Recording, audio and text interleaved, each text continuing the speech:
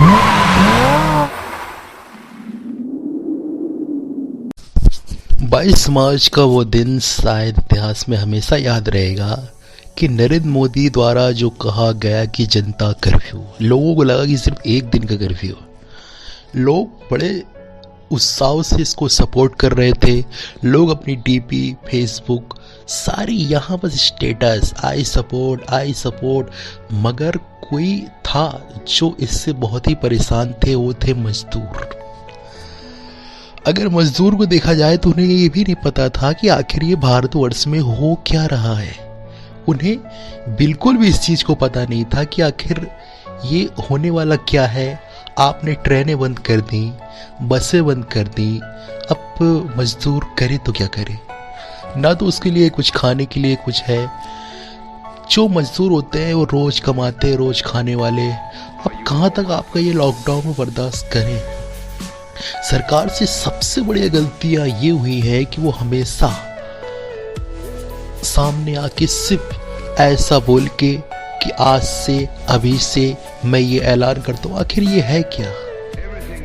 आप किसी चीज को अगर आप उसको लागू करना चाहते हैं तो कम से कम उसकी आप उसको बता के या फिर ऐसी जानकारी देकर लोगों को सतर्क तो कर सकते हैं, जैसे कि मजदूरों के साथ हुआ। अगर आप यही चीज मजदूरों को 4 दिन पहले बता देते, पूरे भारतवर्ष में ऐलान कर देते कि 4 या 5 दिन बाद लॉकडाउन चालू होने वाला है, तो लोग अपना बंदोबस्त कर लेते।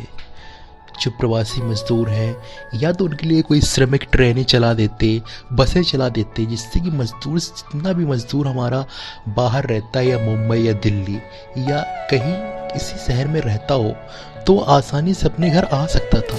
लेकिन नहीं, आपकी सरकार ने या आपके मंत्रालय के आपके मंत्रियों ने ऐसा कुछ भी विचार नहीं किया। आपको तो सिर्फ लग रहा था कि लॉकडाउन, और लॉकडाउन से मिला क्या? बेचारा कितना परेशान हुआ मजदूर। कि हम कोरोना वॉरियर्स का दिल से सम्मान करते हैं। आपने थालियां बजवाई, शंख बजवाए, लोगों ने बजाए। योगी आदित्यनाथ, ऐसी राजनीति, ओ माय गॉड।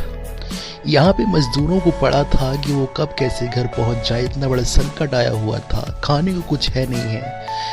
जैसे तैसे कांग्रेस ने अगर कुछ बसों का इंतजाम किया है तो आपने उनकी बसों को सिर्फ यूपी के बाहर बॉर्डर पे खड़ी करवा दिया, यूपी में आने नहीं दे रहे थे। ऐसी चिलचिलाती धूप में बेचारे मजदूर। अब बताइए उनके मन में क्या चल रहा होगा? क्या आपकी सरकार की प्रशंसा कर रहे होंगे, आपका गुणगान कर रहे होंगे? हमें ये किस तरह की राजनीति है? इंसानियत भी कोई चीज होती है, हमें इंसानियत भी दिखानी चाहिए। आपसे परमिशन मांग रही है मगर आप परमिशन नहीं दे रहे हैं, चिट्ठी पे चिट्ठी लिखी जा रही है। आखिर ये हो क्या रहा था?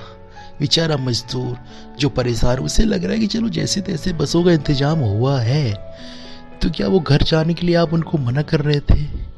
आपने सारी बसों के लिस्ट को ये बता दिया कि कहीं ये टैक्सी का नंबर है, कहीं ऑटो का नंबर है, कहीं मोटरसाइकिल का नंबर है। इस तरह की राजनीति से मिलेगा क्या? फिर प्रियंका गांधी ने यह भी कहा कि चलो हमारी बसों में आप अपना झंडा लगा लीजिए, चलो बीजेपी का झंडा लगा लीजिए। फिर भी नहीं आप मान रहे हैं। आखिर आप उस चीज को समझ क्यों नहीं रहे थे? इस वक्त हालात में हमें किसी भी प्रकार की राजनीति नहीं करनी चाहिए। इससे हमें सिर्फ अपनी इंसानियत दिखानी चाहिए। हमें इंसानियत दिखानी थी कि जो मजदूर थे उन्हें बचाना था और उन्हें सही सलामत अपने घर पहुंचाने था।